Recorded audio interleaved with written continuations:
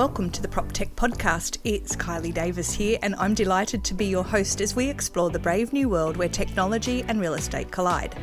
I passionately believe we need to create and grow a sense of community between the innovators and the real estate agents, and sharing our stories is a great way to do that. The aim of each episode is to introduce listeners to a PropTech innovator who is pushing the boundaries of what's possible and explore the issues and challenges raised by the tech and how they can create amazing property experiences, especially in these strange and unusual times we live in. And my guest in this episode, and I am super excited, is the legendary Brad Inman, founder of Inman, a real estate news company, the biggest in the world, that has become a juggernaut through its conferences and events with Inman Connect. Now, Brad has been a long-time champion for technology in real estate, and going to Inman has become a rite of passage for many Australian PropTechs. And if you're a PropTech who wants to hone your elevator pitch, being at Startup Alley or in the sponsors area at Inman, you will never get better experience than that. But Brad is also a huge agitator for better and more transparent and frictionless service in real estate, and the role of good agents or realtors in that service. So at Inman Connect last year, he described real estate as a shitty process and called on agents to embrace the tech that could change that.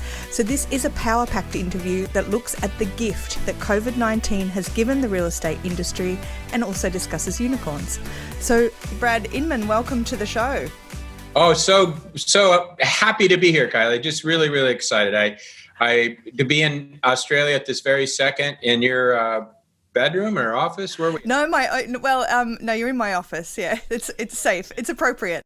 So it's really great. It's really good to be here. In fact, we have a slogan for our Connect Now conference, which is June 2nd through June 4th. People say, well, where's it going to be? And I said, it's going to be in your house. It's going to be in your living room. So move around the chairs, make some coffee, have some half and half.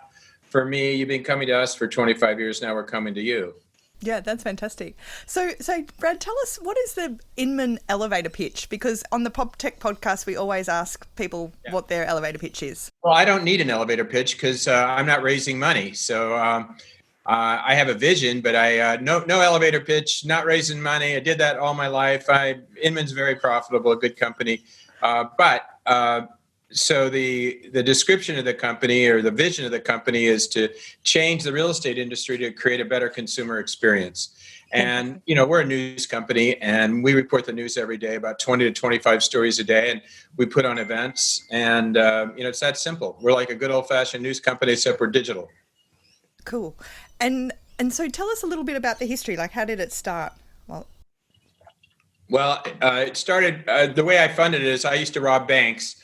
And I was successful at that, and I used that to capitalize. No, it was born out of a scandal at the National Association of Realtors that I uncovered as a consumer writer. I used to write consumer news for big metropolitan newspapers, and I ran across a scandal at the National Association of Realtors. Relative to now, Kelly, not that big of a scandal, but they had lost, bettered away $27 million, and no one knew what happened. They kept it a secret, and this is before there was transparency. And decided to post it on the internet, right? Kind of probably one of the early first blogs. And lo and behold, of course, there were some opportunistic, interesting realtors, kind of a nerdy bunch of realtors.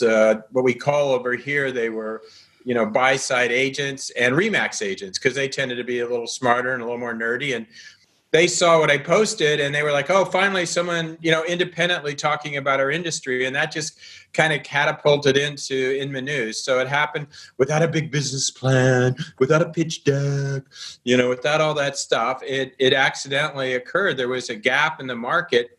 And the gap was independent information for a big sprawling industry that wanted to know more about. Oddly enough, they had to come to this blogger guy in Oakland, California to get the scoop on their big sprawling trade association.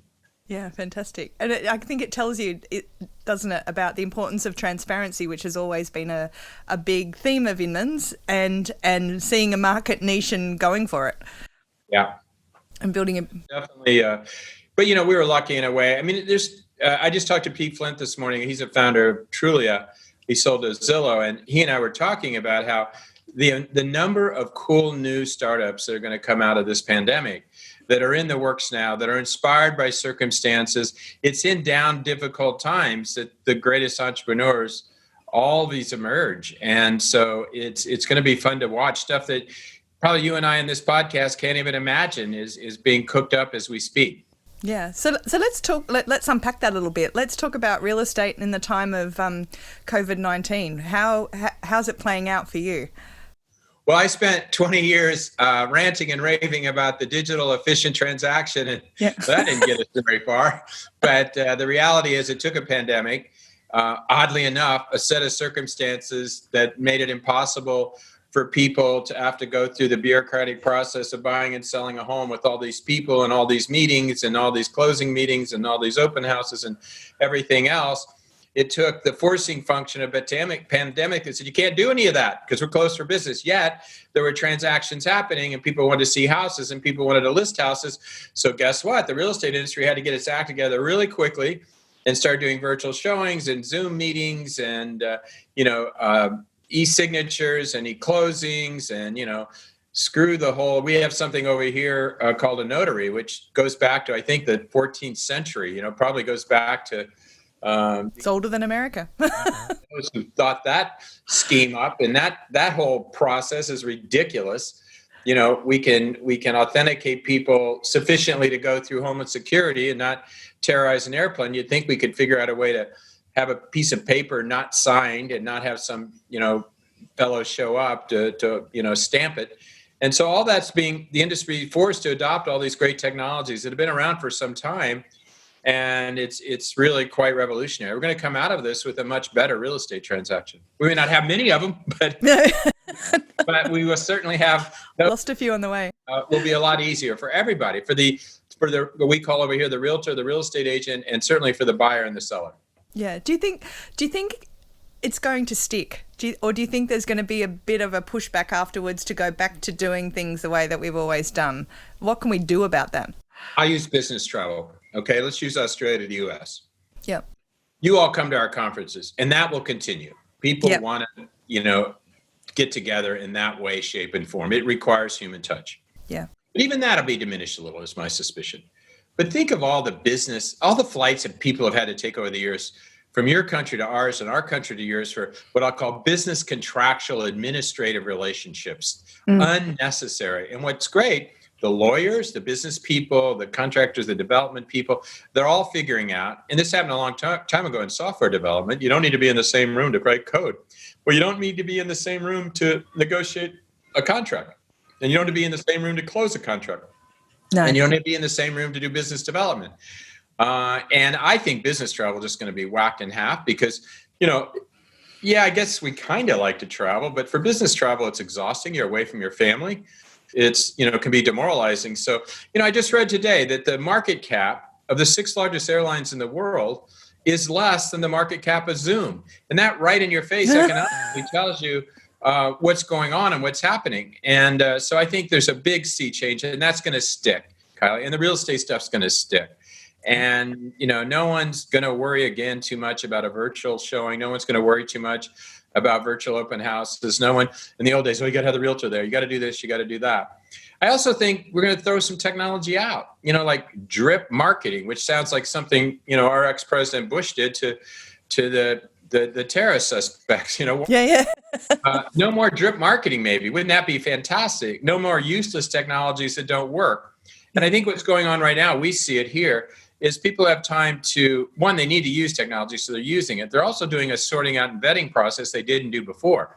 They used to just buy the stuff that the best salesman that knocked on their door, exhibited at an event, pitched them. And now real estate people have time to think about it, use it, try it out. And they're using the stuff that works, and they're not using the stuff that doesn't. I threw my Roomba in the pool, my robotic vacuum cleaner, because it was a loudmouth, useless piece of crap, and I got rid of it. And the pool guy wanted to know what was at the bottom of the pool. It looked like some sort of outer space thing. But the point is, we can just do a better job of picking the right technology now. Yeah, fantastic. And so I hear that you had to isolate for about 6 weeks. Tell us about that. Well, I was all alone. Yaz, my lovely wife, was in Florida. She had to go back to the East Coast in early March to help her mother get to Morocco. And then we decided it'd probably be safer and better for her not to fly. So we stayed apart for about 6-7 weeks. But I really wasn't alone, Kylie. One day I looked out in the front yard, and there was a big group of unicorns. And they were in my front yard. And after about 10 days of looking at them and them looking at me, I decided to go out and talk to them. And I spoke to them, and we had a really nice chat. I learned a lot about them. They're immune from viruses. They can move from place to place all over the world in seconds. And the Wednesday I picked up Yaz from LAX, Los Angeles Airport. They told me that'd be the last time we'd be talking. And I was pretty sad. And I said, why? And they said, well, we know Yaz is coming home today. We got to move over to another household that has someone that's alone. So the unicorns are there for you. Now, the point of that whole story is, who in this period that's been isolated hasn't had a crazy moment, a panic attack? Who hasn't got angry? Who hasn't kind of lost their mind? Who hasn't, had seen unicorns in their front yard? Maybe not many people doing that. But the point is, this has been a very human experience where humanity comes out good, bad, and in between. We don't put on acts. We're not trying to pretend. We're not trying to be all corporate and cool and professional. And we're just are who we are. I'm looking, at your office. I wouldn't ordinarily have that opportunity.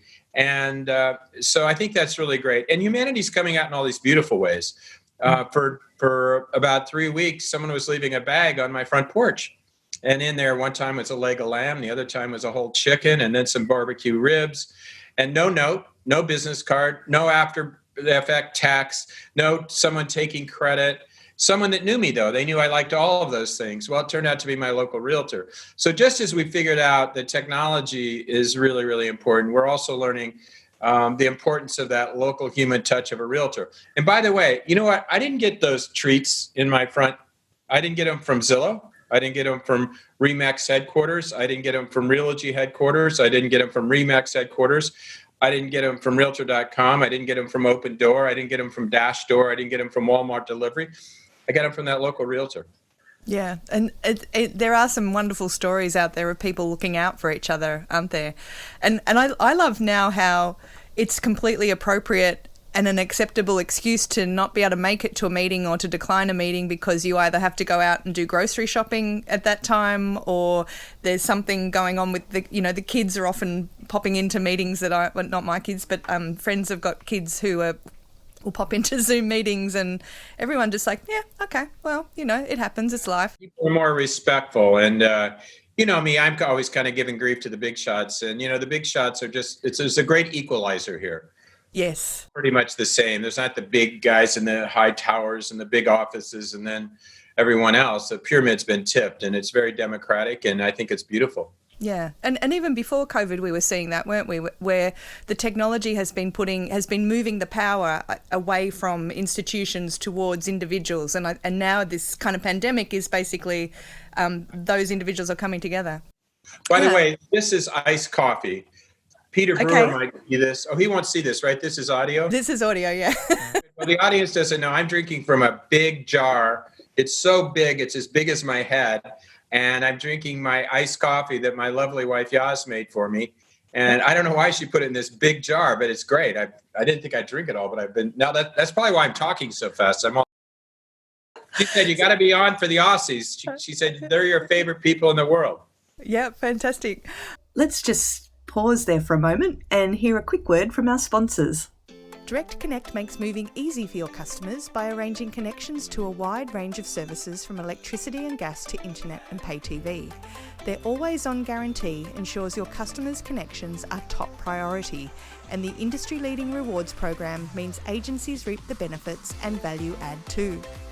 Direct Connect will care for your customers with guaranteed connections that ensure their services will be connected on the day they move in, with a choice of a range of market-leading suppliers and peace of mind for everyone, with our call centre contacting customers within 24 hours of receiving their application. With local account managers who are experts in the industry and there to support your business, competitive commissions for every successful connection, and a one-of-a-kind rewards program to make the right connect. And to find out how Direct Connect can make moving easy for you and easy for your customers, visit agents.directconnect.com.au. Direct Connect makes moving easy.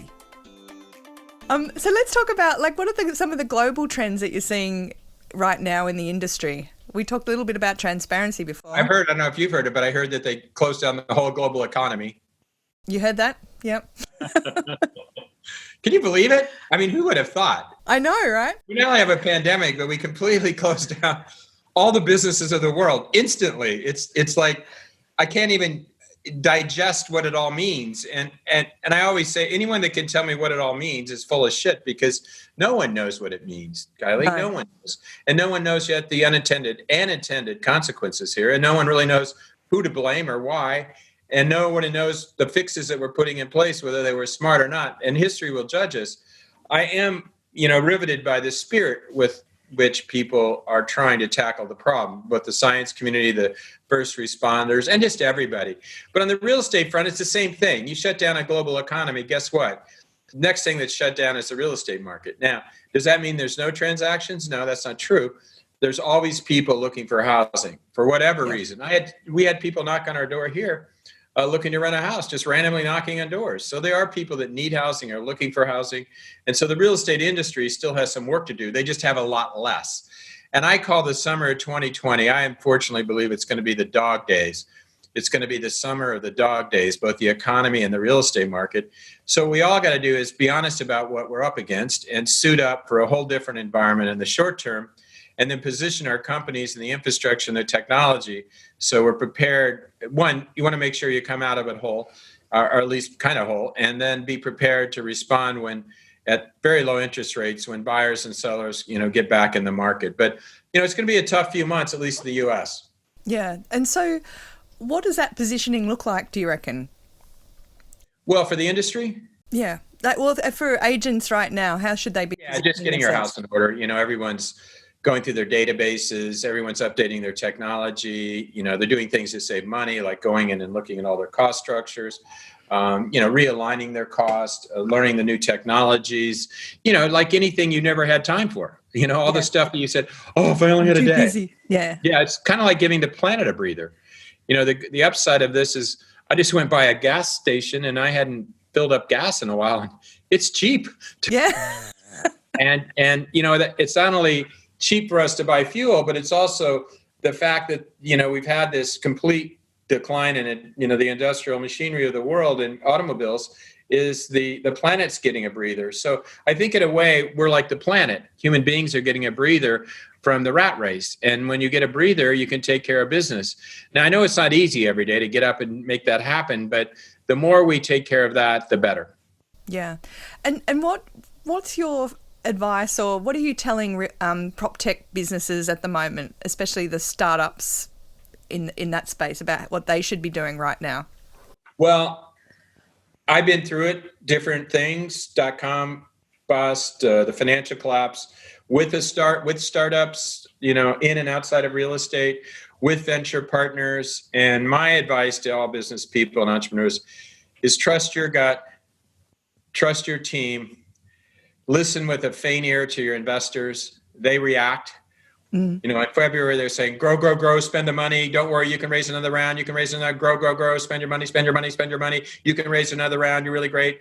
And then 1 month later, they're saying, oh my God, cut your costs, fire everybody right now. You won't be able to raise another round. I mean, these people are nuts, and they're just not very savvy. Most of them never run a business. No, most of them never started a business, and it's just noise, and particularly now. So, trust your gut. If you let the venture guys whip you around, you'll go crazy, and you'll probably ruin your business. Yeah. I remember back in 2001 with the .com crash, my CFO said, we got to stop spending money because and like every startup then, we're acquiring customers for a cost of $408 per customer, and we're making $28 per customer. It didn't make any sense, but that's what you do. But he said, we got to stop. What if this thing would go awry and we couldn't raise another round? So I went to my VCs and said, hey, we're going to stop $3 million worth of consumer spending a month. And they went, oh, no, you can't do that. You can't do that. I go, yes, that's what we're going to do. And I just stood up to him. I said, I'm the CEO. I run the company and I own the company and you're my investors, but that's what we're going to do. And oh, my God, they thought I was stupid.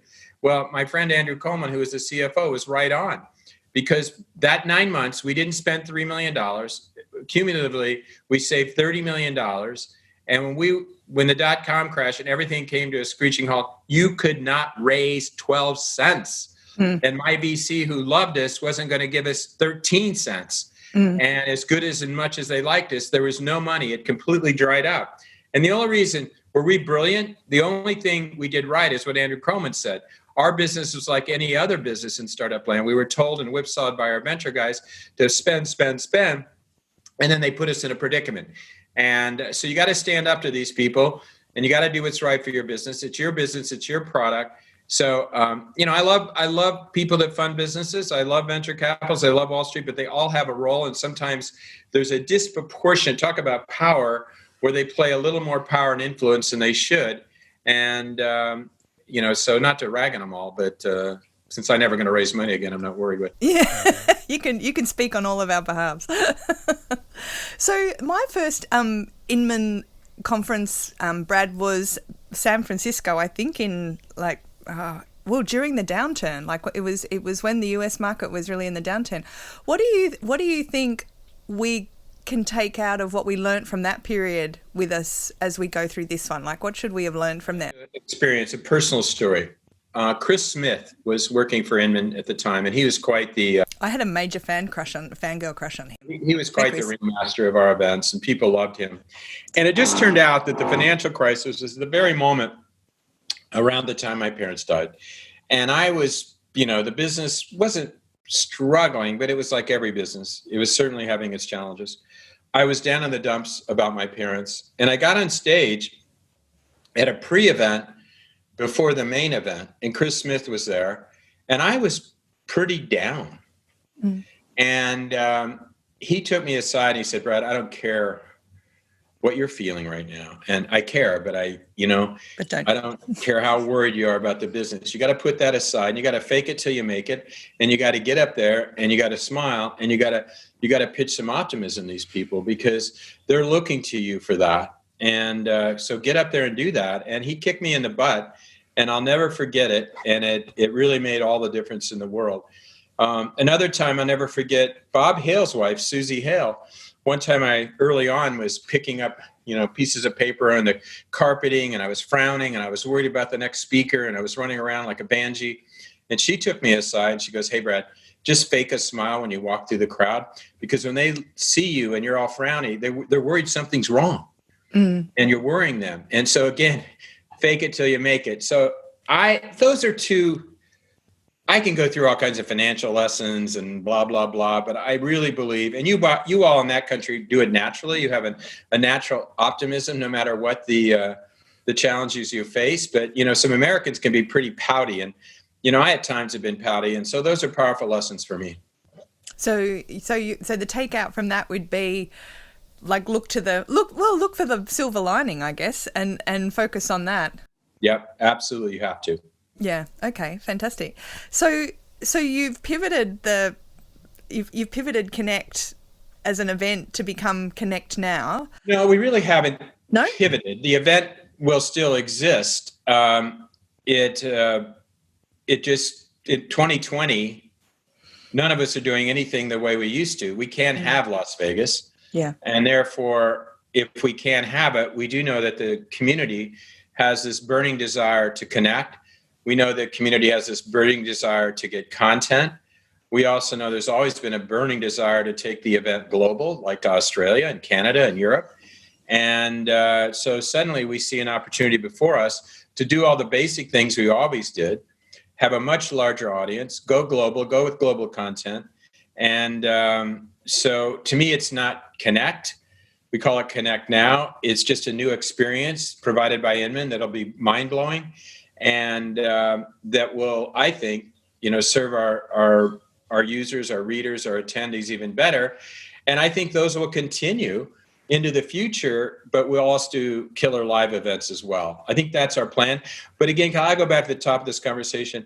None of us knows what's next and what exactly is on the horizon. It's kind of been day to day, week to week, month to month.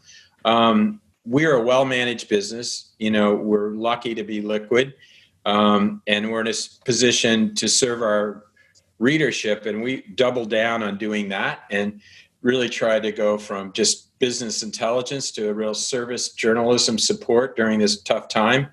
And we didn't lay off people, and we're really leaning into the opportunity to serve our readers.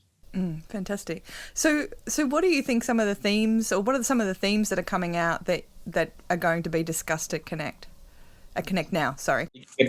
There's a constantly changing and we're the news, so we mirror whatever that is. So as things are changing, we're mirroring that change. I think maybe working from home, staying healthy was 4 weeks ago. Then it was, oh my gosh, save the transactions. Then it was, where do we get government help? And now it's starting to, I think, really knock people in the face that we have some tough times ahead.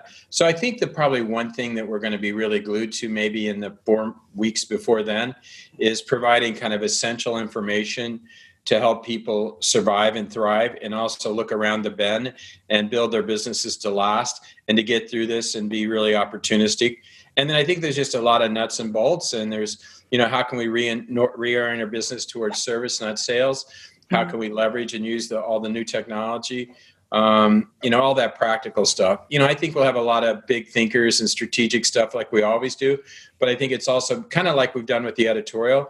It's going to be very service driven and useful. And I think about the time we have that is when the industry may be suffering the most. So we've got to really make sure people come to that, use that time, and get something out of it that's going to help them get through the summer. Let's just pause there for a moment and hear a quick word from our sponsors. As a real estate agent, you know you need to be doing more content marketing.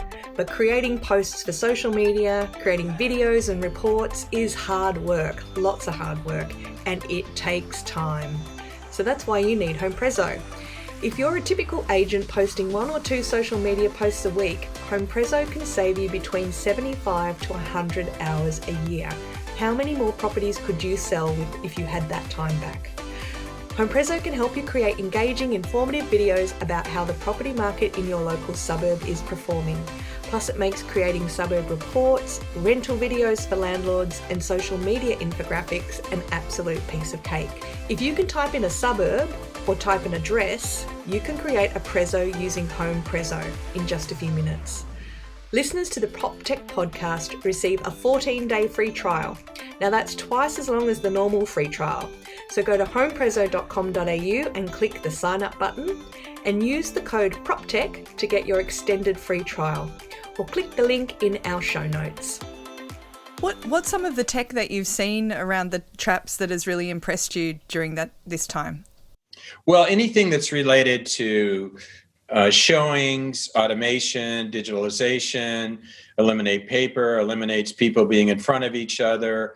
Anything, real estate went from being consumer information for the first 10 years of the internet, and now it's moved in, I think, starting about 2015 into transactional. Everything that's transactional, that ugly, gnarly back end that gets in the way and puts too many transactions at risk.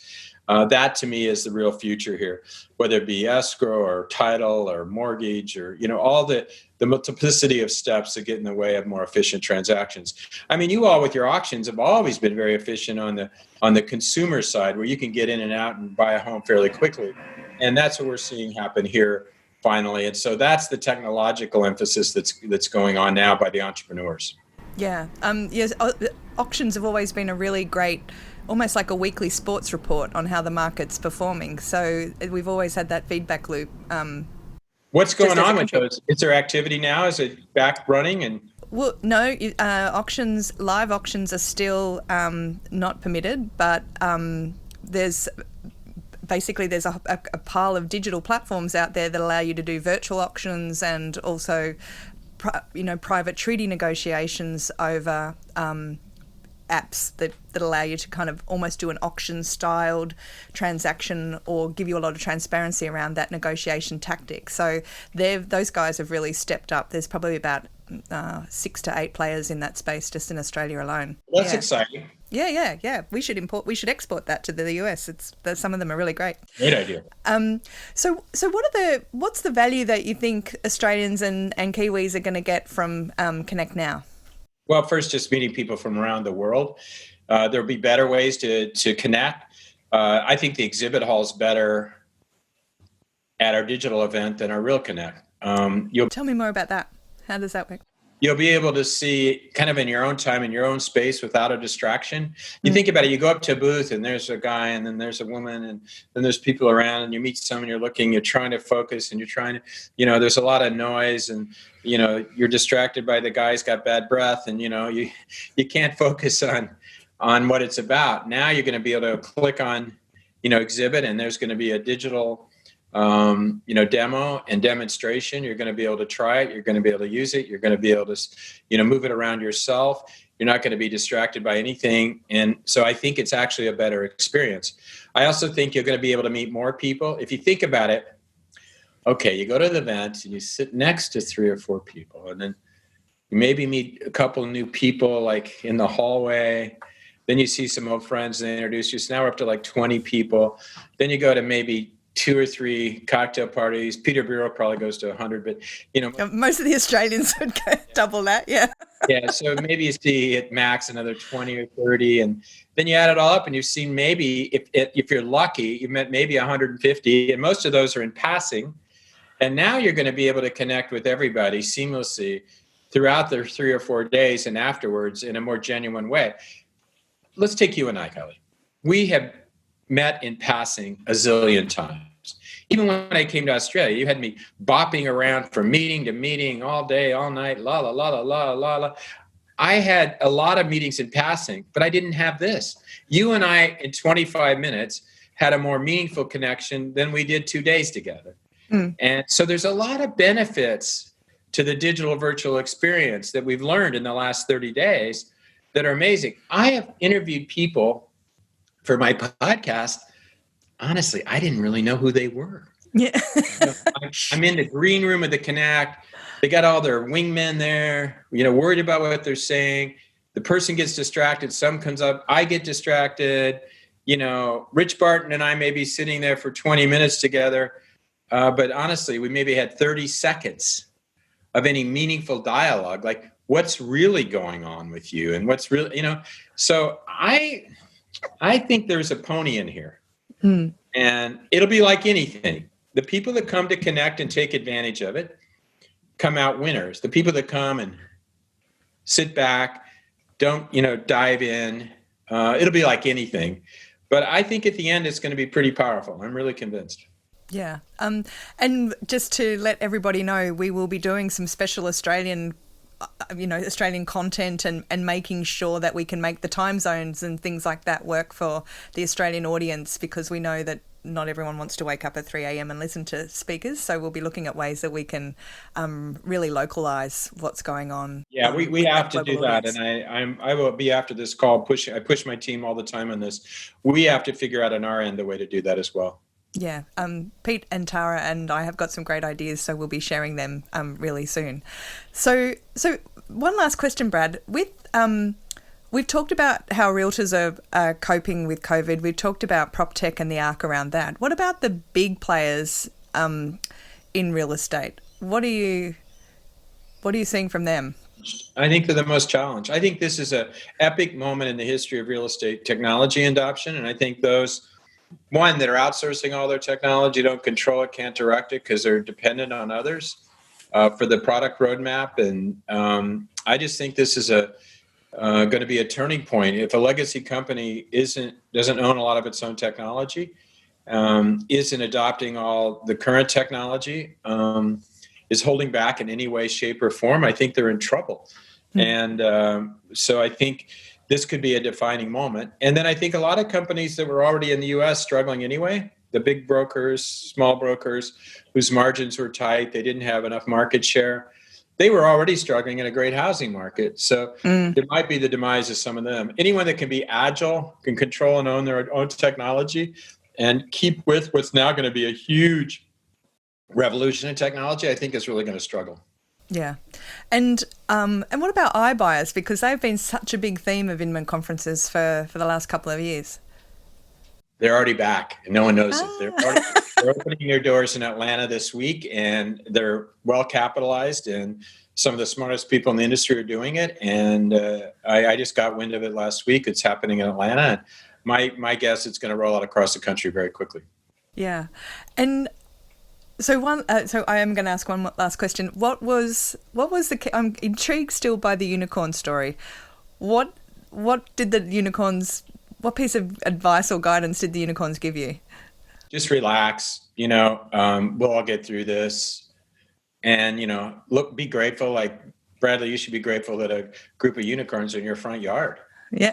Like, not everybody has that lucky chance to spend a morning with unicorns. You didn't have COVID, and that was a fever thing, was it?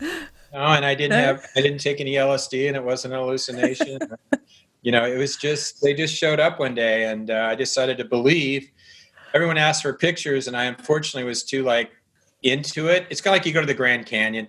Anyone that goes to the Grand Canyon and whips out their iPhone, no, don't do that. If you should just go stay at home and watch it on YouTube.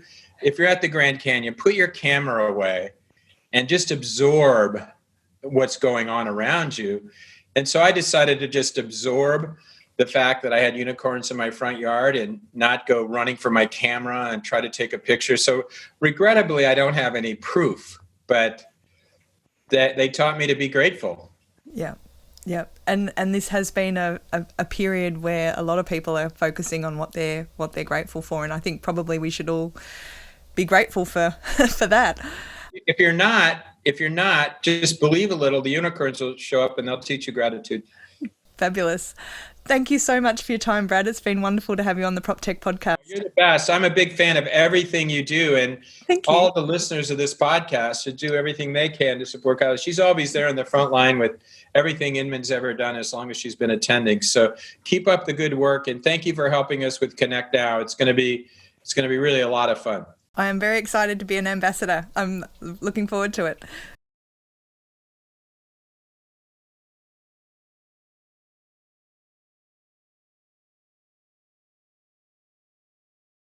Now that was Brad Inman, founder of Inman and one of the most influential people in real estate and prop tech in the world today. And I've been a huge fan of Brad's, major fangirl, ever since I first attended my first Inman Connect in San Francisco, back when I was at News Corp. I went as a guest of Ray White with Mark McLeod, Kelly Tatlow, Sam White and Lindsay Douglas, and big shout out to all the guys. And at it, I met this tech wunderkind called Nathan Krasansky. And it was also the trip when I caught up for lunch on one day with Greg Dickerson and Monique Dorigo, who were influential in my career at CoreLogic. So Inman has been a very influential part of my life. And what I've always loved about Inman was the extraordinary positivity and optimism that comes from those conferences and the strong sense of community around it. When you go to Inman, you are buzzed for months after. Everything seems possible. The ideas are big, and if you're in tech, it's a monstrous high. And Brad has been extremely successful at building a community of engaged and positive people who are passionate about the industry and about its higher purpose, which is not about egos or commissions, but about the power we have to help people find their home. I think I've been to 6 Inman conferences, and every one I have just brought home the most amazing information, and it's given me huge context for the tech challenges that we see in our businesses and for the industry as a whole.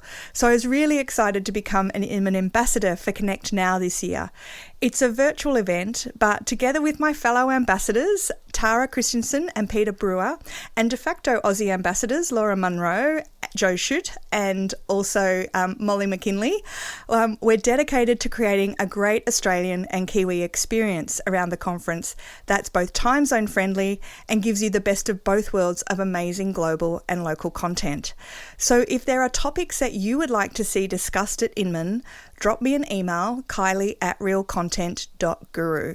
I'd really love to hear from you. Now, I've included a link in the show notes to Inman Connect, which is, as I said, a virtual event. There are tickets priced from just $49 US, so it's cheaper than ever before to come and tap into some of this content, and you can do it from the comfort of your own home. So if you've enjoyed this episode of the PropTech podcast, I would love you to tell your friends or drop me a line or share the episode around on LinkedIn, on our Facebook page, or you can follow this podcast on Spotify, Google Podcasts, Anchor, or Apple iTunes. I'd like to thank my audio support, Charlie Hollins and the fabulous Jill Escudero, and our sponsors, Smidge Wines, proud to be the official wine of Australian PropTech, and my new sponsor, Direct Connect, making moving easy, and Homeprezo, turning your data into amazing marketing content, which has never been more important in these days of social isolation. So thanks everyone. Until next week, stay safe and keep on PropTeching.